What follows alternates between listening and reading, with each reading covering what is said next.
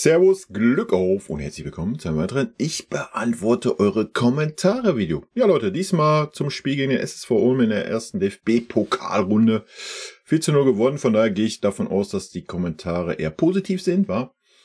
Der eine oder andere wird eine andere Spielerbewertung haben, was völlig fein ist. Andere Menschen, andere Meinung und das ist auch gut so. Ja, wie immer der Hinweis, bevor wir reingehen. Wenn ihr den Kanal noch nicht abonniert habt, dann tut das sehr gerne. Damit unterstützt ihr einfach das, was ich hier so tue. Vielen lieben Dank. Und damit würde ich sagen, ab rein in den Bums. Gut. Alexander, ich glaube, Olise wird eine Maschine. Ja, ich denke, er wird, ob er eine richtige Maschine wird, ja, er hatte die Voraussetzungen, was ich so gesehen habe. Wird die Zeit zeigen, ja. Aber er bringt einfach mal wieder Frische rein. Auf den Außenpositionen, wa? Und nicht wieder nur dieses, was wir seit Jahren sehen, das gleiche Gekicke da von den gleichen 3 Spielern. Es ist einfach mal erfrischend, da mal neue Impulse zu sehen, 9 Spieler und ja, auch im Testspiel jetzt war es sehr ordentlich, was er gespielt hat. Man sieht ganz klar, dass er noch den unbändigen Willen hat, zum Tor, ja, den dem einen oder anderen bei uns vielleicht ein bisschen abhandengekommen ist. Wir werden sehen. Er hat auf jeden Fall alle Voraussetzungen, die man braucht, denke ich. Ja? Also, ich bin sehr gespannt. Ich denke, wir werden noch viel Freude an diesem Spiel haben, was ich bisher so gesehen habe. Raider. Olise macht wirklich Spaß zuzuschauen. Ja. Felix. Die Szene, wo Upas Dani anmauert, ist ab Ballverlust in der gegnerischen Hälfte komplett in den ZDF-Sportstudio-Highlights auf YouTube ab Minute 30 zu sehen. Kannst du gerne erklären, wo du da den eigenen Fehler von ihm gesehen hast, den er ausbügeln musste. Bin gespannt auf die Erklärung. Für mich hat Kim heute in 2 Szenen eher Opa in Bedrängnis gebracht als umgekehrt. Aber gut. Dass Opa aber ebenfalls wie so oft nicht wirklich sattelfest aussah, sehe ich trotzdem auch so. Ansonsten sehe ich die Spielerbewertung der restlichen Spieler ziemlich genauso, bis auf Müller. Ausnahmsweise mal wieder eine richtig gute Leistung von ihm. Für mich eine klare 1. Neben seinen Torbeteiligungen mit 5 herausgespielten Chancen mit Abstand am meisten auf dem Feld, Flanken auf den zweiten Pfosten, egal mit links oder rechts, on point. Siehe aberkanntes Kane-Tor und die Flanke auf Guerrero, der vom 5er-Eck kläglich vergibt. Ansonsten noch 2 Stecker aus dem Zentrum heraus zu guten Chancen. Leider war der Pass auf Musiala, als der gegnerische Keeper sich verletzt hat, minimal zu steil. Viel besser geht insgesamt eigentlich nicht wirklich. Dass ihr aktives Coaching auf den Sack geht und für dich nur rumgehampelt ist, konnte ich noch nie nachvollziehen. Naja, versteht man wirklich nur, wenn man selber Fußball spielt.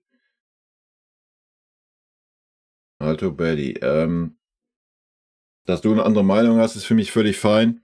Ich werde jetzt hier nicht anfangen, mir irgendwelche Szenen angucken. Ja? Ich mache das aus dem Kopf heraus. Und wenn ich da mal irgendwas falsch gesehen habe, dann ist das so. Ja? Das ist mir dann am Ende des Tages Wurst. Ich kann mich nicht daran erinnern, dass ich jemals geäußert habe, dass mir aktives Coaching auf den Sack geht. Also, sorry. Dann hast du irgendwas verpeilt. Also, was ist das für eine dumme Aussage, Alter? Ich habe immer das Gegenteil behauptet. Ja? Oder meinst du das aktive Coaching von Müller? Ja, das geht mir auf den Sack, weil er coacht, wo es nichts zu coachen gibt. Ja? Und ich habe selber Fußball gespielt. Ja? Du kleiner Junge, Alter. Ich hasse solche Menschen, die einen irgendwas unterstellen, was sie nicht wissen. Dann frag doch lieber erstmal nach. Ja? Bevor du irgendein dummes Zeug erzählst. Und wenn ein Müller in der vordersten Reihe steht, ja, in der vordersten Reihe, an vorderster Front, in vorderster Spitze und anfängt da rumzuhampeln und irgendein Außenspieler sagt, ja, lauf jetzt mal dahin, lauf du mal dahin, dann ist das dumpfig. Ja, wenn das ein Mittelfeldspieler tut, der schön hinten steht, ja, das Spiel vor sich hat und da aktiv coacht und versucht, die Spieler zu verschieben. Alles fein. Dass Müller das auch kann, wenn er sich im richtigen Moment fallen lässt oder wenn er mal das Pressing vorgibt. Alles gut. Ja, aber Müller übertreibt es in letzter Zeit einfach. Das ist meine Meinung. Ja, und das hat nichts damit zu tun, ob ich Fußball gespielt habe oder nicht. Junge, Alter. Wenn du noch so einen dummen Spruch machst, dann kannst du auf einen anderen Kanal gehen, kannst da den Leuten auf den Sack gehen. Um das gleich mal von vorne weg zu sagen.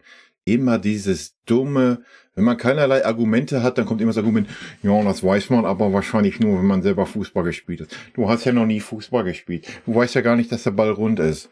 Junge, geh mir einfach nicht auf die Eier. Verstehst du das? Ich hoffe. Ich hoffe, du siehst dieses Video. Und da ist mir auch scheißegal, ob du hier von Tag 1 an kommentierst, Alter. Gerade dann solltest du sowas wissen. Was sind das für Argumente? Das ist dasselbe wie Erfolgsfans, Alter. Ich dachte eigentlich, ich gehe hier heute schön chillig rein und dann muss ich schon wieder so eine Scheiße lesen. Dass du eine andere Meinung hast oder eine Szene anders bewertest oder ich halt was übersehen habe, völlig fein, Alter. Ich bin nicht allwissend, ich bin nicht hier der, was weiß ich, die große Instanz. Ich sage hier meine Meinung, nicht mehr und nicht weniger. Ja, die muss man nicht teilen, die kann man teilen. Aber ich stelle mich auch nicht hin und unterstelle so, ja, das kann man aber auch nur beurteilen, wenn man wirklich Fußball spielt. Nur weil ich eine andere Meinung habe wie du oder was, du Spast? Junge, Alter. Siehst du, da rege ich mich schon wieder auf und fange schon wieder an zu beleidigen, was ich eigentlich gar nicht wollte diese Saison. Also von daher entschuldige ich mich erstmal für das Wort Spast. Holzkopf. So. Wir müssen mal von diesen komischen Beleidigungen weg und mal auf Holzkopf oder Holzwurm oder Brett vom Kopf kommen oder sowas. Leute, das sind für mich keine Diskussionen. Ja, nochmal, ihr könnt alle eine andere Meinung haben. Das ist völlig fein für mich. Aber wenn man keine Argumente bringt und dann Argumente bringt, ja, aber das weiß man wahrscheinlich nur, wenn man selber Fußball gespielt hat, nur weil der Gegenüber eine andere Meinung hat. Ja, Alter, dann bist du ein ganz armer Mensch. Sorry. Was ist das für ein Argument? Ja, du magst das aktive Coaching nicht. Habe ich nie in einem Wort gesagt. Ja, aber auch das sollte man wissen. Und dass Müller das sehr gut kann, steht außer Frage. Dass er es aktuell und letzte Saison maßlos übertreibt und die Spieler, wenn du dir das mal anguckst, sich selber denken, Alter, hast du was an der Murmel? Ja, ich denke, das sieht man auch. Und wenn du das anders siehst, ist das aber auch fein für mich. Ja, aber unterstell nicht Leuten, also ist noch nicht mal auf meine Person nur bezogen, unterstell nicht Leuten, nur weil du keine Argumente hast. Ja, das weiß man wohl nur, wenn man nie, wo man mal noch Fußball gespielt hat. Junge, da krieg ich so einen Hals und so einen Kackreiz. Ja, und wenn du noch so einen dummen Kommentar hier machst mit solcher Argumentation, dann blende ich dich aus. Fertig. Ja, du kannst gerne argumentieren, das ist alles fein. Lass einfach solche dumme Scheiße weg, irgendwelchen anderen Leuten irgendwas zu unterstellen, was sie nicht wissen können, weil sie Blasels. Junge, Alter. Der arme Guerrero wird von mir sehr oft vergessen. Ich weiß auch nicht, was da los war. Ganz ehrlich nicht. Vor allem, weil ich ja ab und wann sonst mal jemanden vergesse, mache ich mir die Aufstellung auf der Bayern-Seite. Guck mal, ich muss schon die Brille abnehmen, weil die schon beschlägt, weil ich mich beim dritten Kommentar schon aufgeregt habe. Dann mache ich die Seite auf und gehe von oben an durch. Ne? Noch nicht immer als extra nach hier Abwehr, Mittelfeld, sonst was, sondern so, wie da die Aufstellung steht. Und ich habe mich trotzdem überlesen. Asche auf mein Haupt, Leute. Aber vielleicht der Leistung geschuldet, ich weiß es nicht. Dennis, gab gute Ansätze, aber gab auch viele Fehlpässe, die fatal sein können. Das Gegenpressing hat mir sehr gut gefallen und ich freue mich sehr auf Olise. Mr. Hullers, endlich geht's wieder los. Neue Saison, neuer Trainer, neue Spieler, neue Motivations. Und jetzt auch ohne die Sorge, dass Schuppo eingewechselt wird. Hab richtig Bock. Mir war klar, dass es keinen radikalen Umbruch gibt, aber ich finde es soweit sehr vielversprechend. Und ja, Guerrero war sehr unauffällig. Ja, ist ein bisschen schade mit dem Umbruch, ne? Ich glaube schon, dass es Dinge gegeben hätte, wenn man entsprechende Angebote bekommen hätte, beziehungsweise wenn die entsprechenden Spieler signalisiert hätten, dass sie auch Bock haben auf was Neues, aber dem war leider nicht so. Romeo, ich mag deine Videos, obwohl ich kein Bayern-Fan bin. Ich finde es super, wie du deine Meinung sagst. Weiter so, sehr sympathisch, interessant. Vielen lieben Dank dafür. Kasa, schöner Auftakt. Die Einstellung der Mannschaft hat mir sehr gut gefallen. Schon erstaunlich, was so ein bisschen Konkurrenzdenken ausmacht. Schade, dass Eren Kuna nicht eingesetzt wurde. Der war in der Vorrunde ja bärenstark. Auch Dyer hat mir gefehlt. Ja.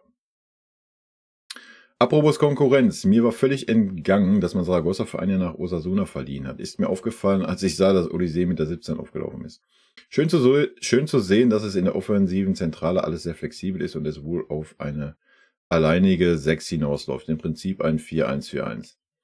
Ja, gehe ich persönlich auch in den meisten Spielen von aus, dass wir diese Art spielen werden. Und wie sich das vorne dann anordnet, wie du sagst, gehe ich auch davon aus, dass es sehr flexibel sein wird. Hat man ja auch jetzt nochmal im Testspiel gesehen, dass ein Olise halt auch mal durch die Mitte kommt, obwohl er auf der rechten Seite gespielt hat und so weiter.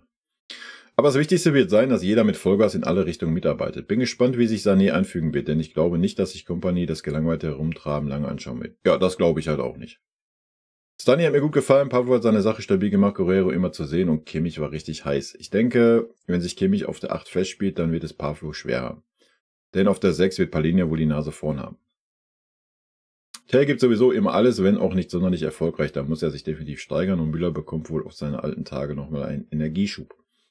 Olysee hatte einen super Einstand, das war aber auch genau sein Ding mit etwas Raum und für Dynamik in 1 gegen 1. Könnte mir gut vorstellen, dass er mit Boe auf der rechten Seite ein interessantes Duo bildet. Freue mich sehr auf die neue Saison. Am Dienstag gibt es nochmal ein kleines Ortsufre gegen die Grasshoppers. Ja, die Grasshoppers waren leider nicht ansatzweise ein Gegner. Ne? Muss man leider sagen. Das Spiel gesehen. Ja. Großen und Ganzen stimme ich dir auf jeden Fall zu. Warte mal kurz. Genau, da habe ich ja was zu gesagt. Mit dem 4-1-4-1 denke ich auch. Ich wollte noch was zu Kimmich und Pavlo sagen. Ich glaube das nicht. Ja, ich glaube nicht, dass ein Kimmich sich auf der 8 festspielen wird. Zumindest nicht, wenn die Gegner verstehen werden, wie man Kimmich aus dem Spiel nimmt. Darauf wird es hinauslaufen. Ja, weil ich glaube persönlich, habe ich ja schon mehrfach gesagt, wenn du einen Kimmich stellst, ist er leider nicht in der Lage, ich meine, das haben wir schon auf der 6 gesehen, ist er nicht in der Lage, mal durch eine Körpertäuschung sonst was mal 1, 2 Spieler aussteigen zu lassen oder sich aus einer Drucksituation zu befreien und dann einen guten Pass zu spielen. Das war ja auch das Problem, was er auf der 6 hatte, wenn wir gepresst wurden. Ja? Und es wird trotzdem weiterhin Gegner geben, die versuchen werden, uns zu pressen. Ich denke, das sollte klar sein. Ja? Ein Großteil der Spiele wahrscheinlich nicht, aber wir werden es sehen. Und dann wird Kimmich Probleme kriegen. Ja? In den Situationen. Und da muss man dann sehen. Also ich gönn's den Kimmich, den Josh, ja, wenn er die 8 gut spielt. Aber ich gehe davon aus, dass Pavlovic der Stärkere ist, was die Spieleröffnung angeht. Kimmich ist natürlich der Erfahrene und seine Chipbälle vorne und sowas, ist alles gut. Aber man hat auch da schon wieder gesehen, so dieses, ja, ich spiele auch lieber 80% der Bälle quer und nach hinten. Ja, das müsste ein Kimmich dann erstmal ein bisschen aus seinem Kopf kriegen auf der 8er Position. Das ist auf der 6er Position okay. Ja, da geht Sicherheit mit Sicherheit vor. Aber auf der 8er Position wäre es schon schön, wenn man 3/4 der Bälle nach vorne spielt. Ja. Und nicht quer und nach hinten. Aber gut, da werden wir sehen, ja. Vielleicht entwickelt sich Kimmich auch dahin. Wegen mir alles gut. Ja. Wenn er dann gewisse Gehaltsabstriche in Kauf nimmt, bin ich fein mit Josh. Also ich habe kein Problem mit Kimmich. Wenn es natürlich anders kommt, wie gesagt, ich glaube nicht, dass das ein Konkurrenzkampf ist, den er unbedingt von vornherein gewinnen wird gegen Pavlovic. Ich denke, Pavlo hat da, was das anbelangt, auf jeden Fall seine Stärken gegenüber an Kimmich. Aber auch da muss man sehen, ja, Pavlo hat jetzt eine gute Halbserie gespielt bei uns, hat ein paar Spiele gemacht, hat eine Menge Potenzial. Man wird sehen, ob er es jetzt bestätigen kann und wieder abrufen kann. Ne? Aber es ist doch schön, dass man diesen Konkurrenzkampf hat, ne, und diese Möglichkeiten hat. Man kann ja im schlimmsten Fall auch mit Kimmich und Pavlo spielen. Ne? Wie du sagst. Wenn du vorne mit 4 spielst. Also Möglichkeiten gibt es genug. Ne? Kaiser, genauso ein Spiel habe ich nach den Eindrücken der Vorbereitung erwartet. Dominanter Sieg mit einigen Phasen, wo es wie das erste Testspiel wirkte. Das Gegenpressing hat mir mit am besten gefallen. Es wirkt schon so, dass die Spieler auch mal Bock haben, aggressiv zu spielen. Gerade Tell hatte im Gegenpressing gute Momente, aber trotzdem finde ich, dass Tell als Neuner hätte starten müssen. Und generell fehlt mir ein dritter Stürmer im Kader. Wenn ich Zirkzee ersten 30 Minuten bei Manchester United sehe, blutet mir ein bisschen das Herz. Ich hoffe, dass alle verletzungsfrei bleiben und wie du es sagst, in 2 Wochen müssten alle auf ein Fitnessniveau sein. Genau. Und dann wird es richtig spannend, ja. Ich hoffe auch sehr, dass Leon Goretzka seine Situation einsieht und Bayern München verlässt, weil die Fragerei um seine Person tut dem Verein nicht gut. Naja, die Fragerei wird sich spätestens dann erledigt haben, wenn der 31.8. vorbei ist. So, dann ist der Transfermarkt zu und dann braucht man auch nicht mehr nachfragen, ob Leon den Verein verlässt. Ja. Im Testspiel hat er jetzt in der Innenverteidigung gespielt, hat das ordentlich gemacht. Die Frage ist, wo sieht sich ein Leon selber? Wie gesagt, mir hat er letzte Saison schon gut gefallen, wenn er die defensiveren Aufgaben gemacht hat. Ja. Vielleicht wäre das ein Stepper, eine Geschichte. Ich weiß es nicht. Ja. Wir werden sehen. Ein dritter Stürmer, nö, fehlt mir persönlich jetzt nicht. Erstmal ist ein Harry Kane, ja, ähnlich wie ein Levi, was Verletzungssachen anbelangt. Ansonsten hast du einen Tell. Ansonsten im absoluten Notfall, auch ein Gnabry kann einen Neuner spielen oder einen falschen Neuner. Ein Müller kann einen Neuner spielen, wie er gerade zeigt. Ja. Du hast einen Iran Kunda, der auch einen Mittelstürmer geben kann. Nee, ich sehe das nicht. Wir müssen mal wieder wegkommen davon, so wie es jetzt letzte Saison auch war, dass du da so einen Schuppo rumdümpeln hast, der sich, was weiß ich, wie viel Mille im Jahr reinzieht und dann 10 Einsätze, 30 Minuten hat. Wo soll der Sinn sein? Also die 10 Einsätze mit 30 Minuten kannst du auch einen Jugendspieler geben. Wir haben es dann auch gesehen, dass ein Schuppo das halt auch nicht, es hat ihm halt auch gefehlt. Ja? Wie soll er da liefern?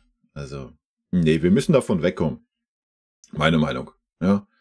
Wenn man jetzt auf den Tell vertraut, ist Tell Stürmer Nummer 2. Punkt. Ja, wenn mit dem Heavy was passiert, hat ein Tell da zu spielen und Feierabend. So. Sollten sich beide verletzen, ja, dann muss er kreativ werden. Kann aber immer passieren. Und ich denke, wir haben in der Offensive auch genug Möglichkeiten, auch ohne einen klaren Neuner Tore zu erzielen. Jetzt nicht auf lange Sicht, vielleicht auch nicht gegen super starke Mannschaften, aber im Großen und Ganzen. Haubi, endlich geht's wieder los. Mir Samir, ganz genau, endlich geht's wieder los. Piotr, hätte mir noch mehr Action vom Coach gewünscht, aber der Erfolg gibt ihm recht. Was für Action denn?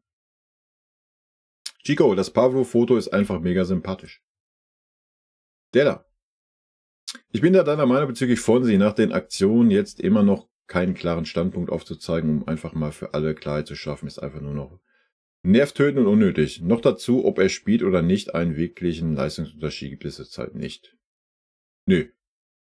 Wird natürlich jetzt wieder ein bisschen mehr im Fokus geraten, weil Stani verletzt ist, der halt auch hätte linker Verteidiger spielen können.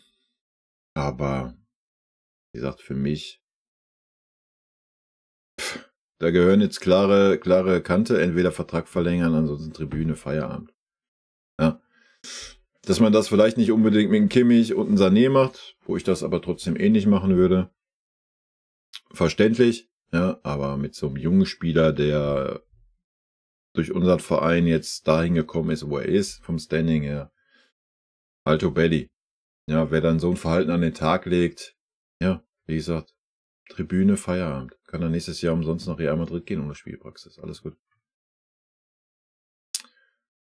Shitterbob, das ist wirklich ein Rätsel, dass Kimmich ständig die Ecken schießt. So besser Pavlovic schießen. Pavlovic hat letzte Saison sehr, sehr gute Ecken geschossen, ja. Auch ein Odyssee hat jetzt im Testspiel ein paar Ecken geschossen. Ich weiß es auch nicht. Frag mich nicht. Frag mich nicht. Das ist der 3. oder 4. Trainer und Kimmich schießt trotzdem jede Ecke. Das ist, ich schwör's euch, der hätte das in seinem Vertrag stehen. Das ist wild. Chico, ganz geil. Deine Animation sieht echt super aus. Ja gut, ihr habt mal letzte Saison schon. Was sind dann nur die aktualisierten Bilderchen? Automotiv Test Driver. Servus Kai, mit solchen Titeln hatte ich Angst, dass wir zum ersten Mal verschiedene Meinungen haben, aber in der Analyse war ich wie immer deiner Meinung. Ja gut, am Ende war es ja ein souveräner Sieg, ne?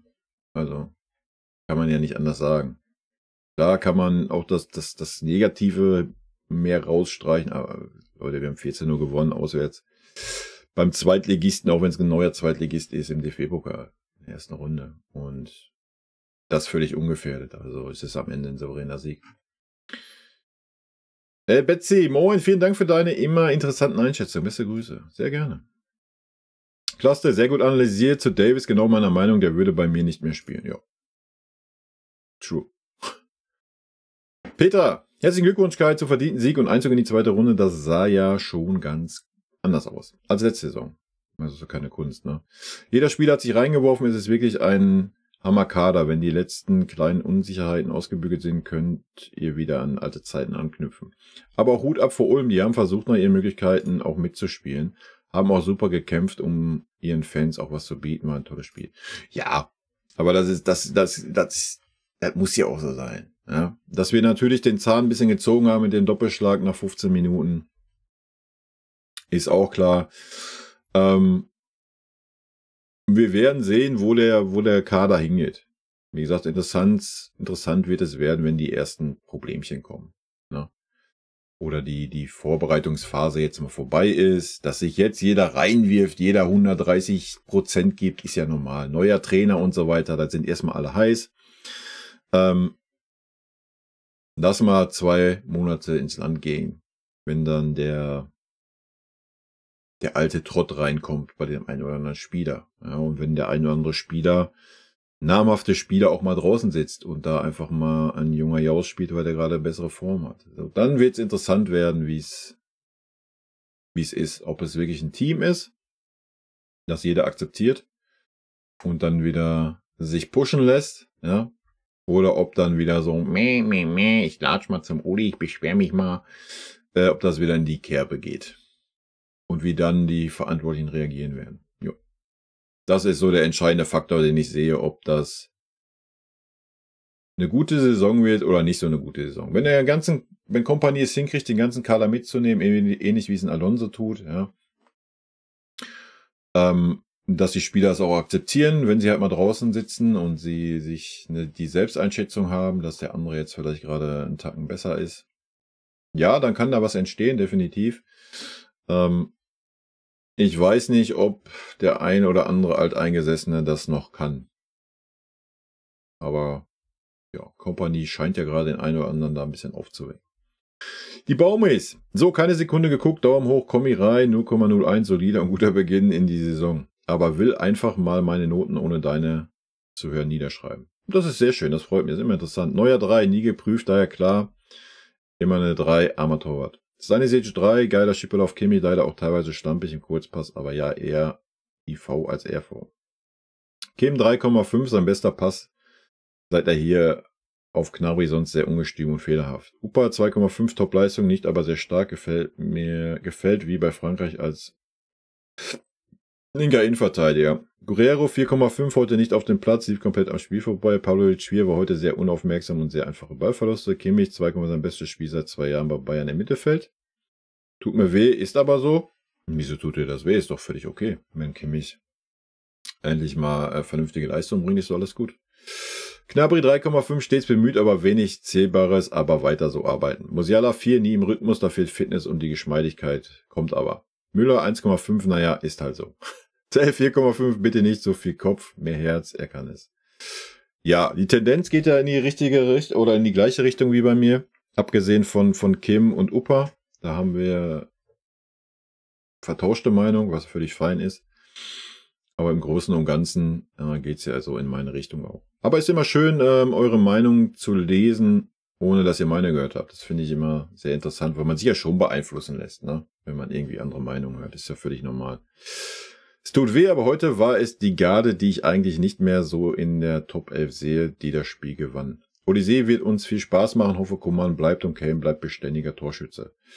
Ja, ich denke, ein Heavy wird auf jeden Fall beständiger Torschütze bleiben. Die alte Garde, ja, wie gesagt, Kimmich völlig gut, völlig fein, hat bisher wirklich eine starke Leistung gezeigt, auch die komplette Vorbereitung durch. Aber Kimmich war ja auch der sich letzte Saison noch reingeballert hat von den ganzen Graupen, wo du gedacht hast, so, die haben eh keinen Bock mehr. War Kimmich ja immer noch der sich wirklich reingeworfen hat. Also von daher nicht wirklich überraschend, dass er so der ist, der so ein bisschen auftrumpft. Ich denke, ein Gnabry, ja. Gnabry hat gute Ansätze. Schwierig zu beurteilen. Serge, jetzt so auf die Saison gesehen. Vielleicht überrascht er uns, ich kann es mir persönlich nicht vorstellen. Ich denke, er wird spätestens in 3-4 Wochen wieder in seinen alten Trott verfallen. Ja. Und wir haben es gesehen, wenn er defensiv ein bisschen was mitarbeitet, ist nach vorne irgendwie kaum noch was zu sehen. Also ähnlich wie es beim Sané ist, ganz komisch irgendwie. Aber mal abwarten. Wir werden sehen, wohin die Reise geht, ne? So, los, guter Auftakt gegen einen Zweitligisten. Nicht mehr, nicht weniger. Man kann darauf aufbauen. Thomas Müller auf der 9 fand ich etwas gewöhnungsbedürftig vor dem Spiel. Und hätte ich so nicht erwartet. Hätte gerne Tell zentral gesehen als Kane-Ersatz und Müller dahinter, wenn Musiala nicht fit ist.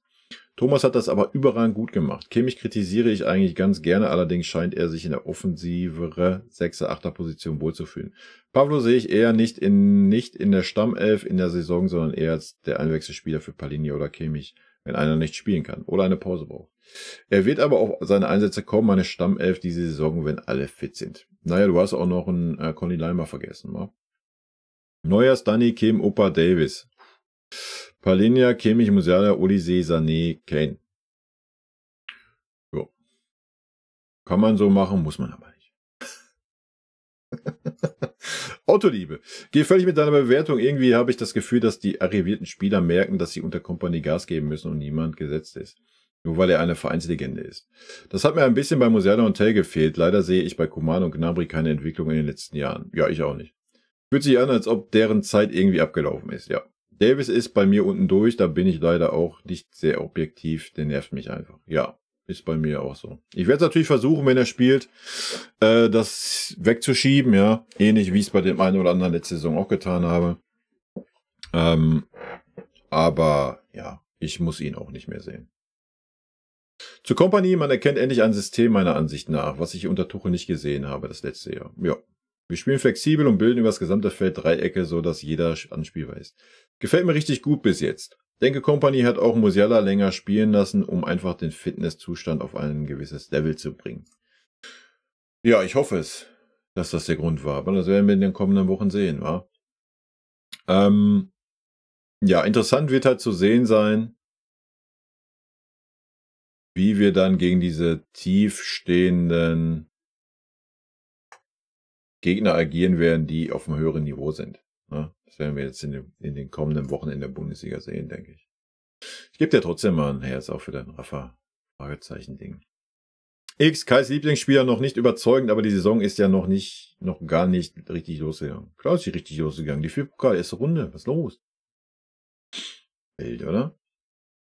The King. Bei Olise hat man gesehen, dass er was auf den Kasten hat. Ich freue mich auf die neue Saison. Ja. War natürlich jetzt ein kurzer Eindruck, aber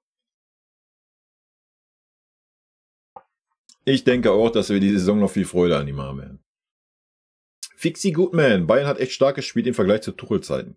Die haben gekämpft und Ulm war echt ungut. So wie auch sehr stark gekämpft. Mit Tuchel definitiv verloren. Kompanie macht das schon ganz gut. Naja, ich weiß nicht, ob wir mit Tuchel jetzt das Spiel verloren hätten. Aber Ulm war schon sehr, sehr schwach. Aber ja, wir sehen endlich wieder guten Fußball, ja. Christian Lochkai, was erlauben Müller? Ja, was erlauben Müller, so eine gute Leistung zu bringen? Frech. Tom, was ich gut fand, was im letzten Jahr selbst bei kleineren Vereinen nicht geklappt hat, ein Ergebnis zu halten und souverän runterzuspielen. Ja, aber fairerweise muss man sagen, dass Ulm es uns auch leicht gemacht hat, aber ja, man hat nie,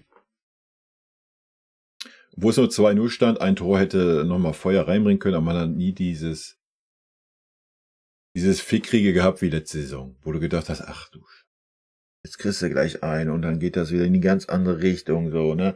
Das hat man nicht gehabt. Ja, stimme ich dir zu. Laisito, fürs erste Pflichtspiel war das schon gut. Ulm hat als Zweitligist ja auch schon 2 Pflichtspiele gehabt. Ist dann natürlich eigentlich schon etwas fitter. Vor allem gut war das ständige Nachsetzen, was ja zum Beispiel das 1:0 brachte, aber auch das zurückgenommene Tor von Kane. Aber auch abseits des Feldes haben Freund und Kompanie gute Arbeit geleistet. Mit Goretzka wird nicht geplant. Gut, dann nimmt man halt einen Irankunda mit. Freund sagt, noch einmal vorm Spiel ein paar klare Worte und direkt war die Unruhe weg. Mal schauen, ob sich da morgen nicht doch noch was entwickelt, wenn die Zeitung mit den 4 Buchstaben ankommt. So muss das sein. Goretzka hat die Möglichkeit zu kämpfen oder zu gehen. Aber hier wird der Arsch nicht mehr gepudert. Das werden wir sehen in dem Laufe der Saison. Bei den Spielerbewertungen gehe ich größtenteils mit. Teddy Musiala fand ich etwas enttäuschend. Wenn Kompanie ganz streng nach Leistungsprinzip aufstellen würde, müssten die beiden für Kane und Olise Platz machen. Müller hingegen hat gezeigt, dass er auch mit 34 noch was drauf hat. Das war besser als jedes einzelne Spiel unter Tuchel. Kimmich hat auch sein bestes Spiel seit Ewigkeiten auf der 8 gezeigt. Vor allem im Pressing sehe ich ihn momentan stärker als Pavlovic, dem einfach manchmal noch der Körper fehlt, um Zweikämpfe zu gewinnen. Ja, habe ich jetzt nicht so wirklich drauf geachtet. Ist auf jeden Fall ein Punkt, den man in meinem Auge behalten kann, was Pavlovic und Kimmich im Gegenpressing anbelangt. Müller, ja. Müller scheint wieder ein bisschen aufzublühen. Anscheinend hat er das Vertrauen von Kompanie. Bei Müller wird es halt interessant, wenn wir alle 3 Tage spielen. Ja, ob er das umsetzen und halten kann. Wenn, alles gut. Ja. Ich habe nichts gegen Müller. nichts gegen überhaupt irgendeinen Spieler, der Leistung bringt. Solange die Spieler Leistung bringen, ist für mich alles fein. Das ist mir jetzt egal, wie sie heißen. Mal abgesehen von Alphonso Davies. Aber ansonsten alles gut, ne? Mit Goretzka wird man mal sehen. Haben wir ja im Stream ein bisschen drüber gesprochen. Ich finde es ein bisschen schwierig, dass man bei ihm so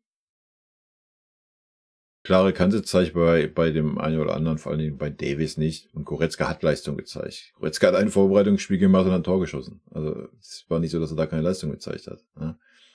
Gestern hat er auch gespielt und das war auch eine ordentliche Leistung. Also das Argument ist ein bisschen schwierig, finde ich.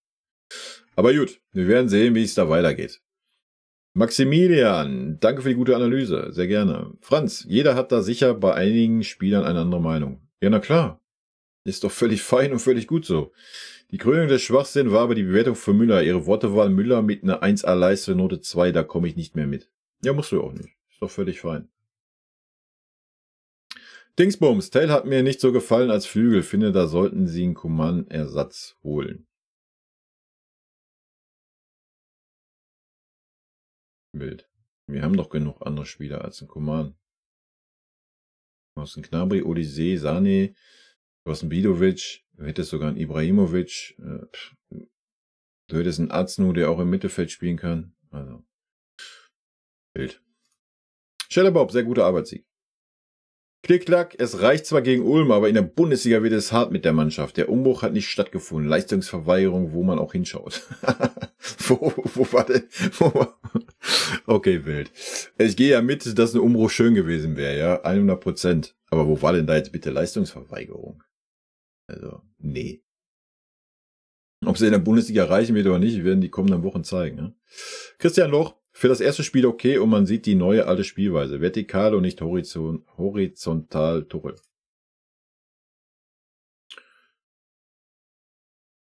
Ambrose, es war eine souveräne Vorstellung der Mannschaft, besonders in Hälfte 1 hat mir das Pressing über der Mittellinie gefallen. Müller hat im Sturm abgeliefert und 2 Tore gemacht. Minjay mit einem guten Chipball und auch Gnabry mit einem schönen Assist, sowie Josh mit einer sehr starken Ballmitnahme. Es war nicht unbedingt Dauerdruck mit 20 plus Torschüssen, auch bedingt des tiefen Stehens der Ulmer, was denen nicht vorgeworfen werden kann. Jo, muss ja auch nicht. Man ist ja trotzdem Fehlung gewonnen. In der zweiten Hälfte fehlten mir so 15 bis 20 Minuten mehr Konzentration und Zug zum Tor und es plätscherte ein wenig dahin. Ja. Aber die Einwechslung von Olise und Kane haben sich bezahlbar gemacht. Der Assist von Olise war sehr stark für King und Kane hat auch sein erstes Tor im Pokal erzielt. Alles im Allen ist noch einiges an Arbeit vorhanden, aber man konnte schon von der Handschrift Winnies erkennen, dass er einen höheren Stil des Pressings pflegt und Chipbälle von Opa und Kim auch vermehrt kommen können. Ich sehe aber positiv in Richtung Vincent und hoffe, dass die Mannschaft sich gut entwickeln wird und dementsprechend die Resultate eingefahren werden. Ja, ich denke, das wird auch noch ein paar Wochen dauern, ne? Habe ich ja auch schon gesagt, auch im Stream, wenn das Fitnesslevel erstmal bei allen auf einem Niveau ist und er braucht halt einfach Zeit. Ja, der eine oder andere Spieler. Ich meine, der Vorteil ist, wir haben unter Nagelsmann ein ähnliches System gespielt. Das sollte der eine oder andere Spieler noch im Kopf haben. Ja. Ist jetzt also nicht so, dass es was das Rad neu erfunden wurde oder sowas. Also, wir werden sehen, wo die Reise hingeht. Ich bin aber auch ganz guter Dinge. Torki Bayern. Ja, das war ein souveräner Auftritt der Mannschaft für das erste Pflichtspiel. Etwas untergegangen ist erneut Tell. Ich verstehe nicht, warum er immer, wenn es drauf ankommt, einen Leistungsverlust hat. Dafür hat ein Gnabry erneut überzeugt. Ich bin gespannt, wie sich die Mannschaft entwickelt. Der Start wird nicht leicht mit Saisonstart in Wolfsburg und doch sollte man dort, wenn möglich, mit einem Sieg starten. Ja, das wäre super wichtig. Ja. Man sieht einfach, dass die Vorbereitung der Kompanie Kraft gekostet hat, da verschiedene Spieler nach gut 60 Minuten schon fertig waren. Ein Tell hätte man schon in der Halbzeit drin lassen können. Ja. Ich bin gespannt, ob Kompanie es schafft, bei den Spielern gerade im Kopf das Niveau hochzuhalten. Ja, da die Viererkette und auch die defensiven Spieler nicht immer voll auf der Höhe waren. Was dir gegen eine gute Bundesliga-Mannschaft auch schief gehen kann. Wenn ich der Mannschaft eine Note geben müsste, würde ich es mit einer soliden 3+ bewerten, doch für das erste Spiel alles ausbaufähig. Ja, aber gut, das ist ja auch normal. Ne? Und ja, ich gehe da 100% mit. Wir werden es sehen. Wenn wir uns die ersten 5 Spiele angucken, bis wir gegen Leverkusen spielen, ich denke, danach haben wir dann noch, glaube ich, Frankfurt. Ich weiß es nicht genau, noch irgendwas. Also ich denke, so nach 7 Spieltagen können wir ein bisschen was sagen, wo wir stehen mit unserem Kader. Ja, dann haben wir schon ein paar starke Gegner weg, ein paar durchschnittliche. Ja, ich denke, dann können wir ein bisschen was einschätzen. Marc der Staufer, gute Vorstellung für das erste Spiel, auch ein Kompliment an den SSV Ulm. Bitte bei Oliseh aufpassen, er kommt direkt von Olympia, nicht, dass er überspielt wie letztes Jahr bei Min Jae Kim. Mich hätte es gefreut, wenn Azno gespielt hätte, bin jedoch nicht der Trainer mit den Eindrücken vom Training. Zu Davis, ich vergleiche es einmal mit den auslaufenden Verträgen von Schweinsteiger und Lahm, die dort Hoeneß beide neue Fremdsprachen lernen wollten. Die verlängerten damals ihre Verträge und es war wohl nicht nur für einen Apfel und ein Ei. Krattenmacher hatte schon aufblitzen lassen, dass er Talent hat.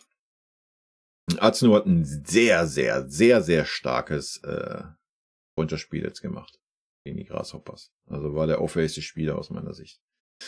Also, und dass Dani jetzt ausfällt, denke ich, wird er sehr wahrscheinlich seine Chancen jetzt auch bekommen werden.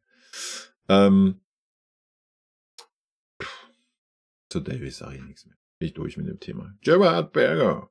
Mich nervt das, wenn du immer sagst, der Kane oder ein anderer Spieler hatte die Tore von Müller auch gemacht. Ja, ist ja so. Haben sie aber nicht. Und warum? Weil sie nicht gespielt haben.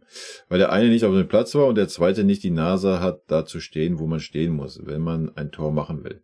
Das war damals bei Gerd Müller dasselbe. Die meisten Tore hatte jeder machen können. Nur muss er den Instinkt haben, da zu sein, wo man sein muss, um die Tore zu schießen. 15 Jahre Erfahrung in der Bundesliga hat halt nicht jeder. Ja, das war auch nicht irgendwie abwertend auf den Müller gemeint. Es ist halt einfach ein Fakt. Und natürlich ist das eine Qualität, als Stürmer da zu stehen, wo man stehen muss. Ja. Dass es ein Gerd Müller in Perfektion konnte, keine Frage. Ja. Ändert aber auch nichts an der Tatsache, dass jeder andere den auch gemacht hätte. Wenn er da gestanden hätte. Da musste ich nicht ärgern, Gerard.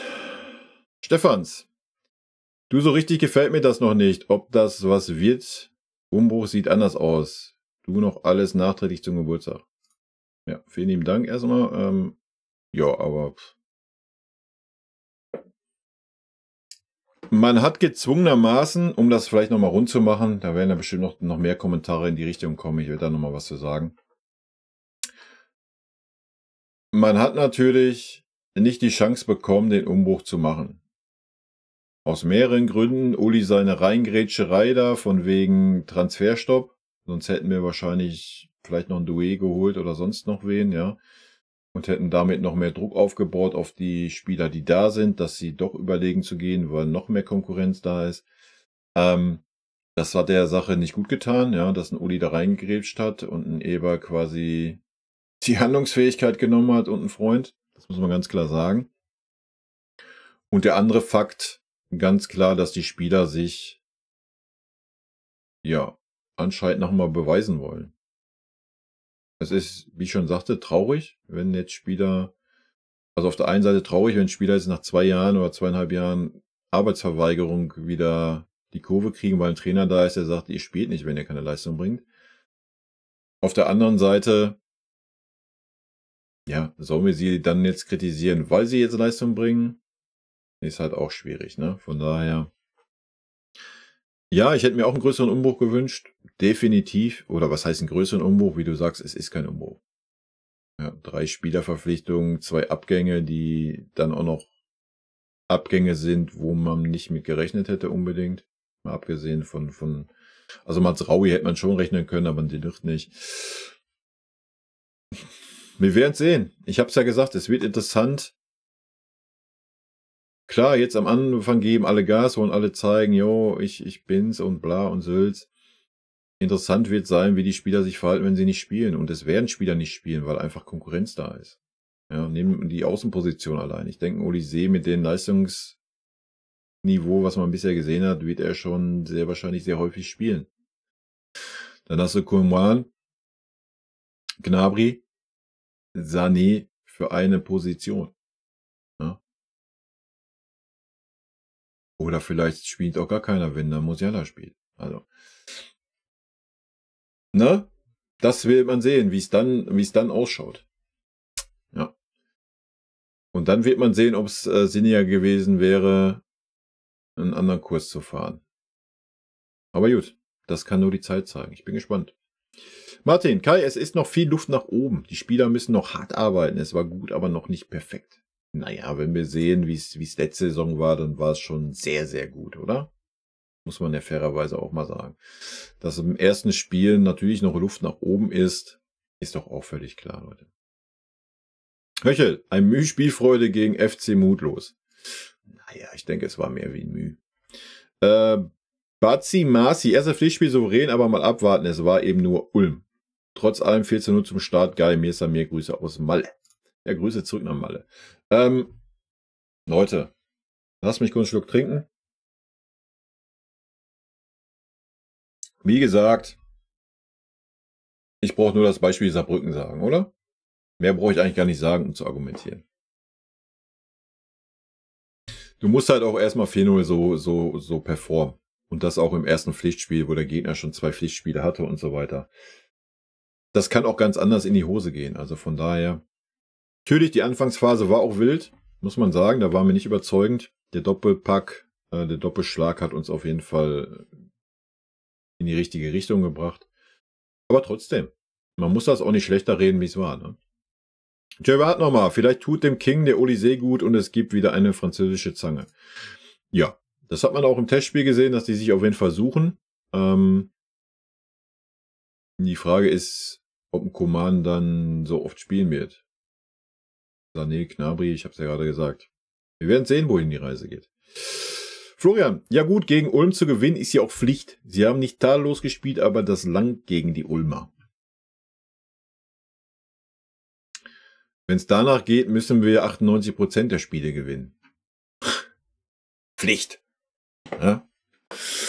Also, wenn das so einfach wäre im Fußball, dann wären wir ja nicht die letzten Jahre da rumgedümpelt, wo wir waren. Volki, Pavlo und Kimmich zusammen funktioniert eben nicht. Wegen was auch immer, nimmt Kimmich den anderen Bälle und Räume weg. Meint halt alles machen zu müssen, inklusive Ecken und Freistöße. Hoffe, der Palhinha wird ihn bald von Anfang ersetzen. Wenn man Kimmich negativ sehen möchte, kann man das so argumentieren, ja. Tobila, ich fand Tell leider heute genauso schlecht wie Musiala.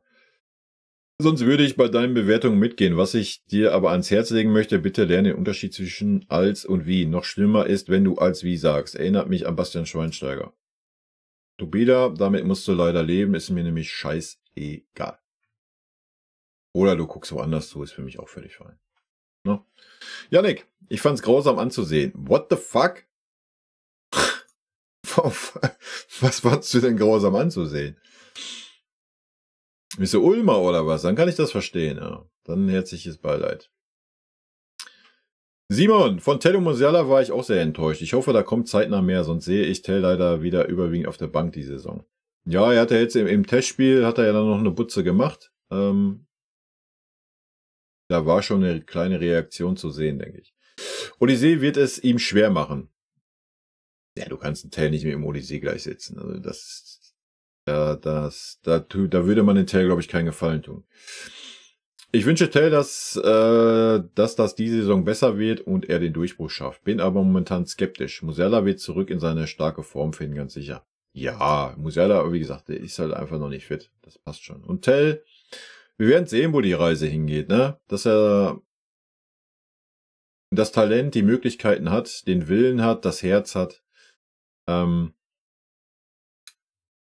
Ich denke auch, wie es der eine oder andere im Stream gesagt hatte, ich denke mal, er wird sich einfach auch zu viel Druck selber machen. Ne? Weil ja, er natürlich auch den Durchbruch schaffen will und zeigen möchte und ist ein junger Spieler, alles ist gut. Ne? Alles ist gut. Er wird seine Chancen bekommen, er wird auch, wir haben es jetzt im Test, es war nur ein Testspiel, klar. Alles gut, ich bin da guter Dinge. Aber ja, ich habe es ja auch so gesagt im Stream. Ne? Es ist natürlich jetzt dann auch an der Zeit, dass dann mehr kommen muss, gerade in so einem Spiel. Ja, da gehe ich mit. Aber ich glaube, er war einfach ein bisschen zu verkrampft. Roland, vielleicht hat er Musiala lange spielen lassen, weil er möglicherweise noch nicht bei 100% ist und er ihn fit bekommen wollte. Ja, hätte ich nicht so gefühlt, weil hättest du dann jetzt auch gegen die Grasshoppers machen können. Ja, da hat man ja ein paar Linien dann auch von Anfang an spielen lassen und so weiter. Ein Heavy Kane. Hätte man auch sagen können, dann lasse ich da den Musiala durchspielen, anstatt das in einem Pflichtspiel zu tun. Stanisic habe ich schlechter gesehen, hatte einige Fehlpässe zu viel für meinen Geschmack. Müller 2 Tore, ein Assist, was braucht es für eine 1? Jedenfalls gut, dass es wieder losgeht. Ja, wenn das für dich eine 1 ist, ist das doch völlig fein. Für mich ist es das halt nicht. FC Bayern Fan Forever, hochverdienter Sieg von uns. Odyssee, einfach Maschine. Müller hat ein super Spiel gemacht. Bananamo, wie kannst du denn Kanes Traumpass auf Odyssee nicht erwähnen? Hast du doch jetzt getan, zum Glück. Second Skillery. Meiner Meinung nach war Upamecano nicht so schlecht, wie du meintest, da man schon gesehen hat, dass er motiviert ist, sich neu zu zeigen. Aber das mit dem Meckern an Stanisic von ihm ist unnötig. Bei Tello Musiala gebe ich dir 100% recht. Markus Falkiewicz, ich hoffe, ich spreche es richtig aus. Innenverteidiger, Note 4- wäre es ein anderer Gegner gewesen. Ja, aber es war ja kein anderer Gegner. Gerard. Die Schiris sind jetzt abhängig von der Fahr. Die schauen nicht mehr richtig hin aus Gewohnheit und sobald die Hilfe aus dem Bunker nicht mehr kommt, machen sie Fehler. Kann sein, weiß ich nicht, kann ich nicht beurteilen. Auf jeden Fall hat er 2 Fehler gemacht, ja. Es gibt nichts zu jammern, das Spiel war super, zufrieden und gewonnen, fertig. Glückwunsch an FCB. Lorenz, gute Leistung unserer Mannschaft, aber zu viele unnötige Ballverluste, die gegen stärkere Mannschaften wehtun können. Enttäuscht war ich von Mathis Tell, da muss mehr kommen. Michael Odyssee ist ein super Spieler, dessen Verpflichtung ich schon gefeiert habe. Hab ihn letzte Saison in der Premier League schon super gefunden. Hoffentlich bleibt er fit. Ja, hoffentlich bleiben alle fit, wa? Pinterdach, ich glaube, dass du mit deiner Benotung zu kritisch bist. Jemand, der einen Doppelpack schießt und noch eine Torvorlage gibt, nur eine 2 zu geben, das finde ich nicht gerecht. Nicht umsonst zum Man of the Match ausgezeichnet. Bei Fuß gebe ich dir recht, da er die ganze EM im Einsatz war, würde ihm ein längerer Urlaub wohl gut tun. Leute, ihr könnt doch eure Notenbewertung haben. Ich verstehe nicht, wie man sich daran hochziehen kann. Alter. Leute, wenn das für euch eine 1 plus mit Sternchen war, ist das doch völlig fein. War es für mich halt nicht. Für den einen ist auch Weltklasse dieser Standard, für den anderen ist Weltklasse dieser Standard. Wenn dein Standard für eine Note 1 ist, dass das so und so ist das doch völlig fein.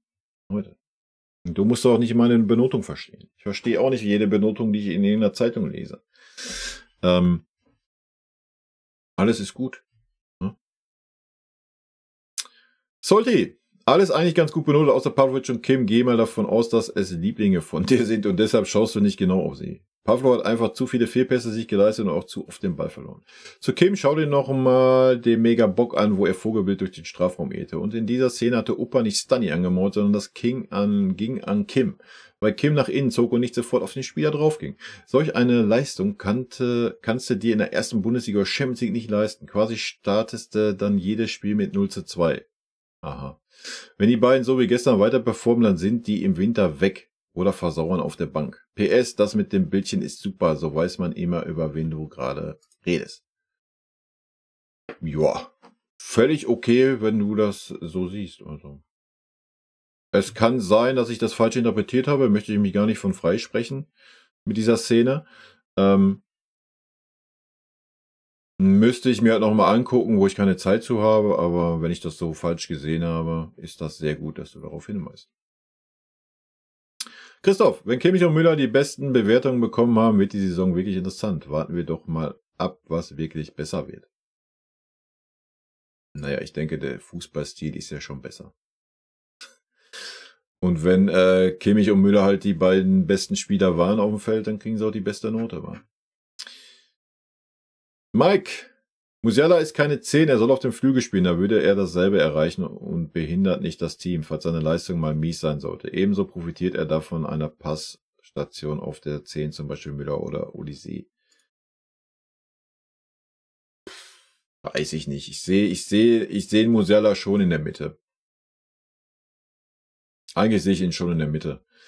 Vor allen Dingen sind wir ja auch sehr variabel da vorne. Ja. Es ist ja nicht so, wenn Musiala auf der 10 spielt und Odyssee auf rechts und Kane vorne auf der 9, dass sie immer auf ihren Positionen festgenagelt sind. Also Kane lässt sich fallen, dann kann ein anderer Spieler da reinstoßen. Musiala kann auch mal über die linke Seite, über die rechte Seite gehen. Also gerade das sollte ja die Stärke sein, dass man so variabel ist. Von daher würde ich das gar nicht so unbedingt auf die Aufstellung, die irgendwo gezeigt wird, festnageln. Und Musiala hat ja auch versucht, teilweise über die halblinke Position zu kommen, aber er wirkt halt einfach noch nicht fit und das ist doch okay. Er wird schon seine Fitness finden. Wird halt ein bisschen dauern.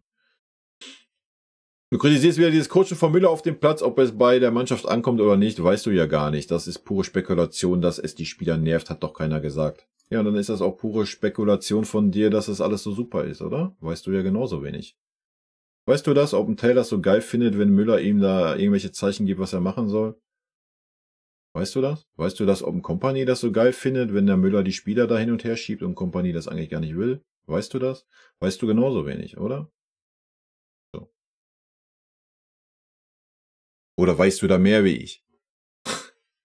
Und wenn mir das nicht gefällt, kritisiere ich das. Punkt. Das ist meine Meinung. Und wenn du deine Meinung das ist, dass das alles so geil ist, ist das doch auch gut. Aber dann bringt doch kein Argument, dass ich das nicht wissen kann. Du kannst das doch genauso wenig wissen. Oder? Ich glaube, Kompanie hat sich noch nicht dahingesetzt und hat gesagt, Müller ist mein verlängerter Arm auf der Bank und ich finde es super geil, wie er die Spieler da vorne hin und her schiebt, wie es ihm gerade nach seinem Gusto passt, oder? Glaube ich nicht. Vielleicht entstehen dadurch ja auch Lücken, wenn da so ein erfahrener Müller steht und irgend so ein junger Spieler anweist, Alter, jetzt lauf doch mal dahin und der Spieler dann seine Position verlässt und der Coach sich dann die Haare ausreißt, die er nicht hat, weil dann in der Rückwärtsbewegung die Position nicht besetzt ist und der Spieler nicht wieder schnell genug hinterherkommt. Vielleicht mal daran gedacht? Aber ja, ich weiß das nicht, genauso wenig wie du das weißt. Aber dann argumentier doch nicht damit. Was ist das denn für eine Vorgehensweise? Wenn du das weißt, dann kannst du ja so argumentieren. Aber du weißt es doch genauso wenig wie ich. Dann sag doch einfach deine Meinung, dass du das anders siehst und dann ist das doch für mich völlig fein. Hat der andere doch auch geschrieben. Und das ist auch gut so. Alles tut die Leute. Aber versuch das doch nicht immer zu verargumentieren, wo es keine Argumente gibt. Ich verstehe das immer nicht. Ja? Das ist für mich ein Unding.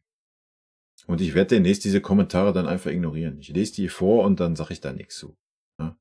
Ich mache das jetzt hier nochmal einmal am Anfang der Saison, um das nochmal klarzustellen. Und dann werde ich das in Zukunft ignorieren. Dann lese ich das vor und scroll weiter und gut ist. Ja? Weil nochmal, ihr könnt andere Meinungen haben, aber dann verargumentiert die nicht mit, du hast nie Fußball gespielt oder du weißt das nicht. Du weißt das ja genauso wenig. Das ist ja kein Argument. Ja? Danke für die Aufmerksamkeit. Olysee hat in 10 Minuten gezeigt, warum er in die erste Elf gehört. Mané 2.0. Janik, du bist auch ein Experte, Alter. Ja, wir werden sehen, ne, wohin die Reise geht. Ich denke, Olysee hat auf jeden Fall gute Ansätze, habe ich ja am Anfang schon gesagt. Wir werden Freude haben, denke ich. RJ Boleole. Streich das Wort wie und ersetze es mit als, damit fährst du besser. Danke für diesen super Hinweis. Und nein, werde ich nicht tun. Wenn euch das so hochzieht, geht woanders gucken, ist mir egal. Chico, Palhinha ist der Spieler, gegen den ich nie gern gespielt hätte. Größeres Kompliment kann ich einen Defensiven nicht geben. Ich glaube, es tut weh, gegen Djorkaeff zu spielen. Er ist halt ein defensiver Spieler, wa? Ich um mein Holz. Genau, ich um mein Holz. Müller hat heute eine 1 verdient, finde ich. Vor die See bin ich gespannt die Saison, aber es ist auch mal ein Zeichen, dass Goretzka außen vor ist. Endlich wird mal eine harte Kante gezeigt von Vereinsseite, so ist es richtig. Ja, völlig fein, dass Müller eine 1 für dich ist. Mit der Geschichte zu Leon, keine Ahnung, haben wir im Stream eine Stunde drüber gequatscht, werde ich ihm jetzt hier schenken. Könnt ihr gerne reingucken, wenn euch da meine Meinung interessiert. Alex, Pflichtsieg, dennoch gibt Vincent Kompany mit seiner Truppe einen richtig guten ersten Eindruck ab. Ja, das denke ich auch. Critality, 90 Minuten klar dominiert, guter Zug nach vorne, was unter Tuchel einfach nur scheiße war. Man sieht klar, dass die Mannschaft Bock hat und wieder als Einheit auftritt. Ja, hoffen wir, dass das so bleibt, ne? Es wird halt interessant dann, wie gesagt, wenn der eine oder andere etablierte Spieler auch mal draußen sitzen wird. Wenn so ein Kimmich mal nicht in der Startelf steht, dann werden wir mal sehen, wie so ein Kimmich reagiert. Bert Biesenkamp, das mit Goretzka finde ich nicht so gut. Wie ihn behandeln, wenn er nicht gehen will und Vertrag hat bis 2026, dann sollte man ihn nicht als Jacken, solange er Vertrag hat, dann ist er Spieler des FC Bayern München, dann sollte man auch über Sané reden oder Davis hatte man auch aus Kader gestrichen und nicht nur bei Goretzka so behandelt. Ein bisschen wilder Satzbau, alles gut, ich verstehe, was du meinst. Und ja, wie gesagt, wir haben das Thema im Stream aufgearbeitet.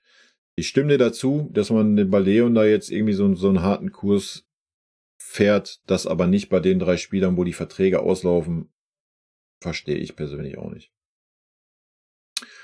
Patrick Lee, vielleicht kommt Kimmich jetzt wieder, aber die Ecken, sorry, bitte nicht wieder eine ganze Saison Kimmich-Ecken. Ja, sehe ich genauso. Ansonsten gute Vorstellung von euch. Ja, sehe ich auch so. Elena, ihr hier, Michael Jackson, Award für Rihanna, Jennifer Lopez und noch eine Person im September braucht keiner. Ihr könnt Urlaub machen.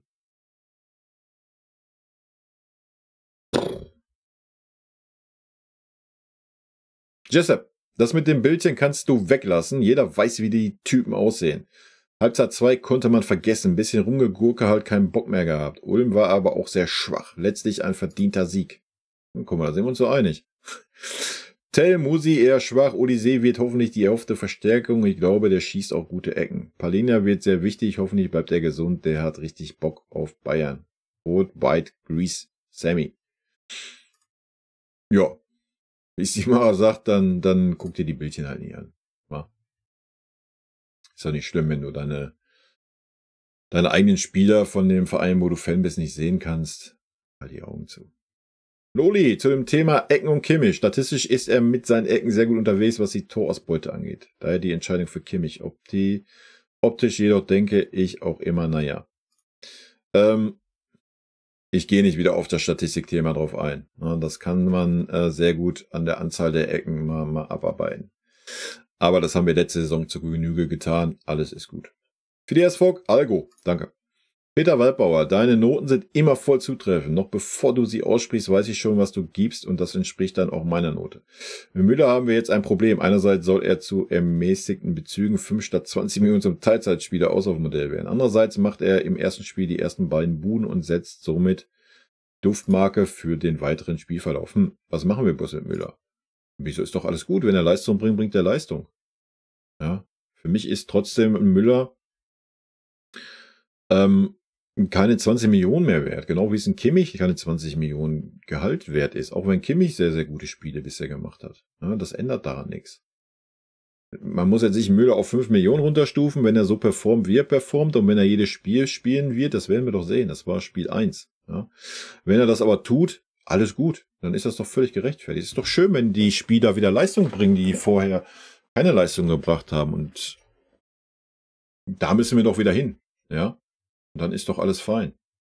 So, das spielt doch keine Rolle, ob der Müller oder Kimmich heißt oder ob er Tell heißt. So, die Leute, die Leistung bringen, die haben zu spielen. Und wenn sie das tun, ja, dann freue ich mich für Müller. Alles gut. Also Müller ist Mr. FC Bayern, Alter. Da gibt's ja nichts dran auszusetzen. Ja? Und ich denke auch nicht, dass es ein Problem ist. Immerhin bekommt er ja 20 Millionen. Und wenn er dann die Leistung bringt, wie er sie früher gebracht hat, dann kann er ja wenigstens die 20 Millionen rechtfertigen. Es wäre doch schlimmer, wenn er wieder dieser Teilzeit-Fußballer werden würde, wie er unter Tuchel war und trotzdem die 20 Millionen Gehalt bekommen würde. Weißt du, wie ich meine? Also es ist ja nicht so, dass man jetzt sagt, oh, nee, komm, jetzt spielst du nie mehr so oft, jetzt kürzt du mir das Gehalt. Das passiert ja nicht. Und dass Müller diese ganze Saison diese Position innehat, die er jetzt innehat, glaube ich persönlich nicht. Ja, man darf nicht vergessen, ein Musiala ist noch nicht in Form. Ein Sané, ein Odyssee, also ein Sané kommt jetzt wieder. Ein Odyssee ist noch nicht richtig integriert. Er hat aber schon gezeigt, was Phase ist. Dann wirst du halt Härtefälle treffen müssen. Ja? Also wir haben ganz, ganz viele Spieler für die wenigen Positionen da vorne. Also es ist schön, es freut mich für Müller, wenn er so performt. Und wenn er sein teilweise überhebliches Coaching auf dem Platz mal weglassen würde, würde ich Müller auch noch mehr fühlen, als ich ihn fühle. Ja. Und der Rest wird sich zeigen, ne? Ich nenne dich Fred. Das war weit weg von überzeugender Leistung. Aha. Beste Beispiele sind Musiala, Tell und Gnabry. Bei schwacher Gegenwehr kein Tor zu erzielen ist schwach. Uli Müller musste es mal wieder richten. Lücken auch in der Verteidigung sind weiterhin nicht zu verbergen. Dass es international gegen Spitzenmannschaften aus Spanien chancenlos. Viel Steigerung wird benötigt, ansonsten rutscht Bayern endgültig in die Mittelmäßigkeit. Ich habe richtig genossen, Sané nicht zu sehen zu müssen.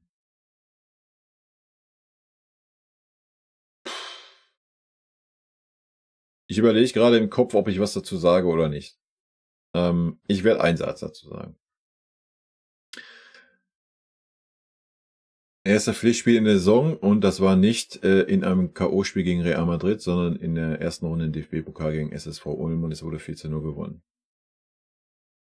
Mehr sage ich dazu nicht. Könnt das jetzt ausführen, aber das machen die Leute in den Kommentaren schon. Das ist mir zu wild, ey. Müller, nein, Müller würde ich mit 1- bewerten. Er war Mann des Spiels und Harry Kane glatte 2. Kane hat das 3:0 vorbereitet, bei der Zone-Zusammenfassung zu sehen. Super Flanke übers Spielfeld und das 4:0 geköpft durch Vorlage Müller und das in einer halben Stunde Einsatz. Ja, völlig fein. Denken wir uns ab. Rackpass. Okay, Spiel war in Ordnung, aber nicht gut. Viele Fehlpässe, Pavlovic, Musella, Opa, Gnabry schlecht, Tell gar nicht voran. Ein 35-Jähriger rettet hier ein FCB, geht gar nicht. Erst mit Olise und Coman kam offensiv etwas Schwung rein. Wirkte vorher wie ein Zweitliga-Duell, wobei Bayern besser war. Das muss besser werden. Okay, ich nehme deine Meinung mal so mit. Sado Rupert. Erster Eindruck hat mir schon gezeigt, dass es für Champions League nicht reicht. Das ist derselbe Kommentar wie gerade, oder? Gar keine Spitzenmannschaft aus Spanien, das hat jetzt nicht gereicht, ne? Mit Losglück ist Viertelfinale, Halbfinale eventuell drin, wobei ja jetzt mittlerweile durch die neuen Systeme das Losglück langsam ausgeschlossen wird. Ja. Was gut ist? Nee. Jeder soll gegen jeden einmal spielen, meiner Meinung nach. Dann stehen so Mannschaften wie Inter oder Dortmund nämlich in keinem Finale und so Teams wie Bayern letztes Jahr nicht im Halbfinale. Hat nämlich null die Leistung wiedergespiegelt, dass Bayern Top 4 in Europa war letztes Jahr. Ebenso wie Dortmund nicht Top 2 war. Da gibt's ganz andere Teams in Europa.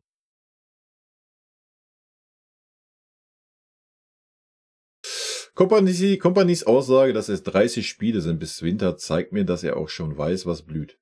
Gerade er als Premier League-Spieler, Trainer, ist es ja gewohnt, in 4 Monaten 45 bis 52 Spiele zu haben. Bundesliga müsste eigentlich Urlaub für ihn sein, gefühlt. Mit ersten Mal Winterpause in seiner Karriere seit HSV-Zeiten. 30 Spiele bis Winter ist ja nichts und absolut lächerlich im Vergleich zu den Top-Ligen. Ich denke, wir sehen eine Neuauflage der Bayern letztes Jahr. Nicht unbedingt von der Platzierung, aber von der Leistung. Vielleicht, wenn der Rest reinkackt, Meisterschaft. Das war's dann aber auch. Da lege ich mich fest. Von der internationalen Top 5 ist man auf jeden Fall weit entfernt im Moment. Nee, habe ich keinen Bock, das aufzudröseln. Nimm einfach den Satz, den ich dem vorigen geschrieben habe und alles ist gut. Du kannst das natürlich so sehen, alles fein, wenn du das nach einem Spiel, vor allem nach dem ersten Pflichtspiel beurteilst. Gönn dir. Ich würde so eine Meinung, ja, vielleicht zur Winterpause. Ich denke, dann kann man den Leistungsstand und dann kann man Kompanys Fußball und so weiter beurteilen. Und dann kann man solche Aussagen sicherlich treffen. Und wenn man dann auch Argumente dafür hat, gerade habt ihr mit solchen Aussagen leider absolut gar keine Argumente auf eurer Seite.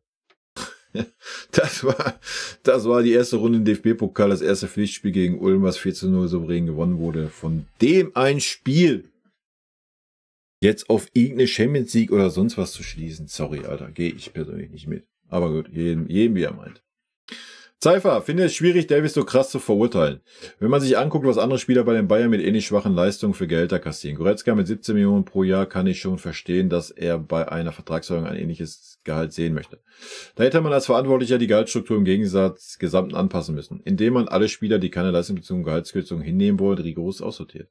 Aber dieser Umbruch ist ja weder im Kader noch in der Gehaltsstruktur wirklich passiert. Deshalb kann ich verstehen, dass er auf seinen Standpunkt beharrt. Nur meine Meinung. Ja, völlig gut, deine Meinung. Ich habe da eine ganz andere Meinung zu, die bekannt ist. Nico. Sorry, aber man merkt, dass du nicht viel Ahnung hast. Tell braucht Räume, um seine Qualitäten zu zeigen und wie man gesehen hat, waren kaum bis gar keine Räume da. Ja, genau. Ich habe auch eigentlich keine Ahnung. Ich habe auch nie Fußball gespielt. Eigentlich komme ich vom Synchronschwimmen und Turmspringen. War meine Stärke vom 12-Meter-Brett. Pardo, bei Tell ist es ganz klar die Glücksbringer-Armanschette, die ihm im Weg steht. Müller heute 2 Tore plus eine Vorlage, ganz klar Note 2. Ich glaube auch, dass ein Tell sich langsam mal davon emanzipieren sollte. Gehe ich mit. Ja, einfach mal diesen Aberglauben ablegen und mal an seine eigene Stärke glauben, ohne dass man dabei einen Glücksbringer braucht. Ich glaube, das würde ihm vielleicht gut tun. Digi Ritter, naja, man hätte ein bisschen mehr zeigen können, auch in der ersten Halbzeit. Gerade nach solch einer katastrophalen letzten Saison hätte man den Anspruch auf Titel, wo alle zuschauen, war ja im ZDF, noch ein bisschen mehr unterstreichen können und Zeichen setzen. Ich kann mich an Zeiten erinnern, da wäre es zur Halbzeit schon 15:0 für uns gestanden. Erstes Saisonspiel.